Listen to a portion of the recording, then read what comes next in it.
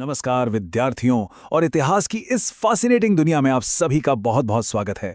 आज हम एक बेहद दिलचस्प सफर की शुरुआत करने जा रहे हैं जिसका नाम है भारत में सांस्कृतिक पर्यटन और विरासत प्रबंधन। देखिए, ये सिर्फ एक कोर्स नहीं है, ये भारत की आत्मा को, उसकी कहानियों को, उसकी जड़ों को समझने का एक बहुत ही सुनहरा मौका है। और सबसे अच्छी बात जानते हैं क्या है?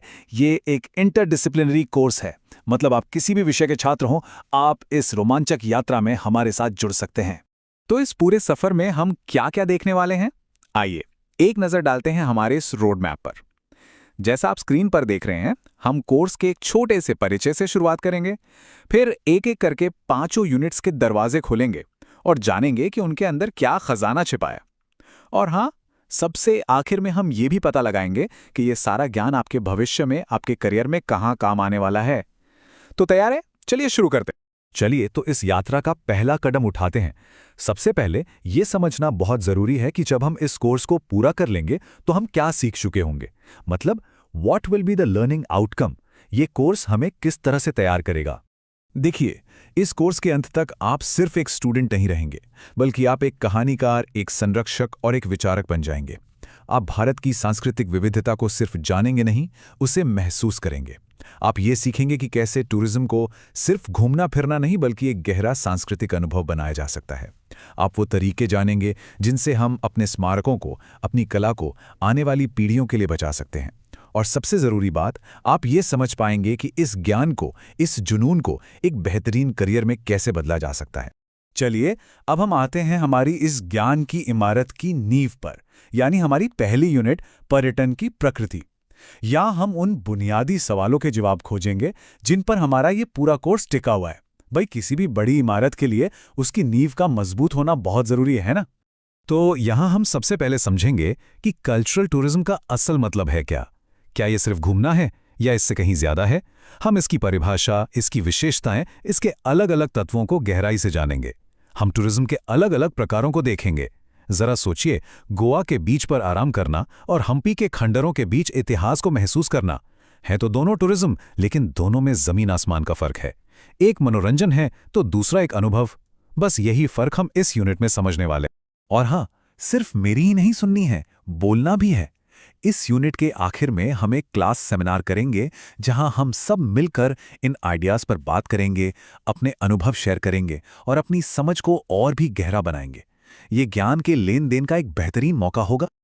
बहुत बढ़िया। अब हम यूनिट 2 में प्रवेश करते हैं, भारत की जीवंत विरासत।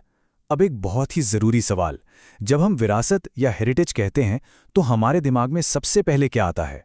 क्या सिर्फ पुराने किले, पुरानी इमारतें या कुछ और भी? चलिए इस रहस्य से पर्दा उठाते हैं। इस यूनिट में हम विरासत के दो अद्भुत रूपों को जानेंगे। पहला है मूर्त विरासत यानी टैंजिबल हेरिटेज, जिसे हम देख सकते हैं, छू सकते हैं, जैसे हमारे शानदार किले, मंदिर और पुरातात्विक स्थल। और दूसरा, जो शायद इससे भी ज्यादा दिलचस्प है, वो है अमूर्त विरासत, इंटैंजिबल हेरिटेज, जिसे हम छू नहीं सकते, सिर्फ महसूस कर सकते हैं। ये कुंभ मेले में करोड़ों लोगों की आस्था में है, योग के हर आसन में है, कालबेलिया डांस की थिरकन में है और रामलीला के हर संवाद में है। और हम ये भी जानेंगे कि यूनेस्को किसी जगह को वर्ल्ड हेरिटेज साइट का इतना बड़ा दर्जा क्यों और कैसे देता है। और फिर से हम एक क्लास सेमिनार में मिलेंगे। इन फैसिनेटिंग कॉन्सेप्ट्स पर खुलकर चर्चा करने का मौका मिलेगा। हम इस पर भी बात करेंगे कि हमारे आसपास ऐसी कौन सी अमूर्त विरासतें हैं जिन्हें बचाने की, सहेजने की जरूरत है। चलिए अब हम यूनिट 3 पर आते हैं, कला और पवित्र स्थल। ये यूनिट आपको भारत की सांस्कृतिक आत्मा की गहराई में ले जाएगी, जहां कला, धर्म और संस्कृति एक दूसरे से ऐसे गुंथे हुए हैं जैसे धागे में मोती। यहाँ हम देखेंगे कि भारत में कला सिर्फ सजावट की चीज नहीं, बल्कि ये तो भक्ति और कहानी कहने का एक तरीका है। हम वास्तुकला से लेकर मूर्तिकला और नृत्य तक हर कला के रूप को पढ़ेंगे। और हाँ, हम अयोध्या, वाराणसी, उज्जैन जैसे उन पवित्र स्थलों की एक मानसिक यात्रा करेंगे जो सदियों से हमारी आस्था और संस्कृति के केंद्र रहे हैं और आज कल्चरल टूरिज्म की रीढ़ की हड्डी हैं। अच्छा, इस यूनिट में आपकी क्रिएटिविटी की भी परीक्षा होगी। आपको एक पोस्टर प्रेजेंटेशन तैयार करना होगा जहां आप अपनी कला और अपने ज्ञान दोनों का इस्तेमाल करके इन पवित्र स्थलों की कहानी दुनिया को अपने अंदाज में बताएंगे। चलिए अब यूनिट 4 पर चलते हैं, हमारे अतीत का संरक्षण। देखिए, यहाँ हम ये समझेंगे कि अपनी विरासत की तारीफ करना ही काफ़ी नहीं है, उसे सक्रिय रूप से बचाना, उसकी देखभाल करना भी उतना ही ज़रूरी है। ये एक बहुत बड़ी जिम्मेदारी है। इस यूनिट में हम एक संरक्षक, एक केयरटेकर की तरह सोचेंगे।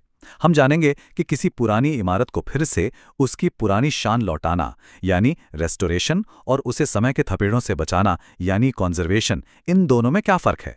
हम उन नियमों और कानूनों को समझेंगे जो हमारी धरोहर की रक्षा करते हैं।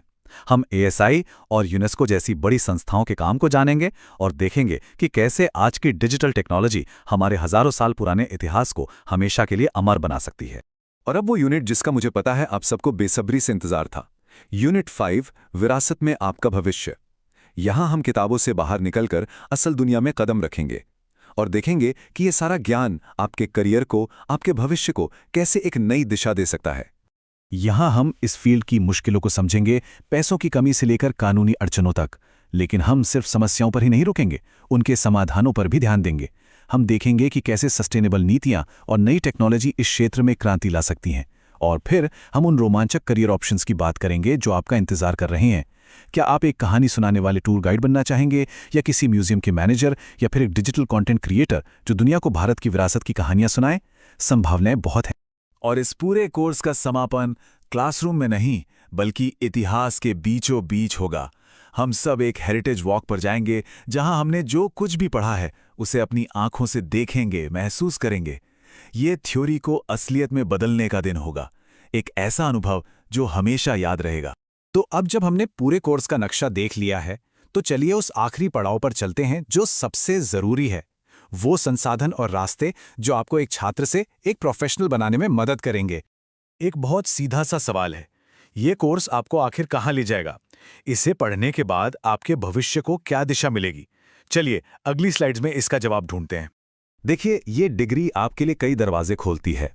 अगर आप देश की धरोहर की सेवा करना चाहते हैं तो आर्कियोलॉजिकल सर्वे ऑफ इंडिया यानी ASI या पर्यटन मंत्रालय जैसे प्रतिष्ठित सरकारी विभागों में आपके लिए जगह है। और अगर आप प्राइवेट सेक्टर में अपनी पहचान बनाना चाहते हैं तो एक अच्छे टूर ऑपरेटर से लेकर हेरिटेज होटल मैनेजमेंट और कल्चरल कंसल्टेंसी तक अनगिनत मौके आपका इंतजार कर रहे हैं। और कौन कहता है कि आपको नौकरी ही करनी है? क्यों ना आप खुद बॉस बने, आप नौकरी देने वाले बने। ये क्षेत्र एंटरप्रेन्योरशिप के लिए यानी अपना काम शुरू करने के लिए एकदम परफेक्ट है। आप अपने शहर में हेरिटेज वॉक शुरू कर सकते हैं, भारत की अनसुनी कहानियों पर एक YouTube चैनल या पॉडकास्ट बना सकते हैं, या फिर एक ऐसी टूर कंपनी शुरू कर सकते हैं जो पर्यटकों को असली भारत दिखाए। यहाँ बस आपकी कल्पना ही आपकी सीमा है। अपने ज्ञान की प्यास को और बढ़ाने के लिए ये कुछ किताबें हैं जो इस यात्रा में आपकी सबसे अच्छी दोस्त बनेंगी। SP गुप्ता की कल्चरल टूरिज्म इन इंडिया से लेकर नीलकमल चापागाई की हेरिटेज कंजर्वेशन इन इंडिया तक, ये किताबें आपके लिए ज्ञान का खजाना साबित होंगी। आप चाहें तो इस स्क्रीन का एक स्क्रीनशॉट ले सकते हैं ताकि ये लिस्ट आपके पास रहे। और किताबों के साथ साथ ये डिजिटल प्लेटफॉर्म भी ज्ञान के समंदर हैं। इनक्रेडिबल इंडिया की वेबसाइट से लेकर यूनेस्को और पर्यटन मंत्रालय के पोर्टल्स तक, यहाँ आपको हमेशा लेटेस्ट जानकारी, नई नीतियाँ और महत्वपूर्ण डेटा मिलेगा। मेरी सलाह है कि इन्हें अपने ब्राउज़र में बुकमार्क ज़रूर कर लें। तो ये है उस रोमांचक यात्रा की एक झलक जिस पर हम साथ चलेंगे।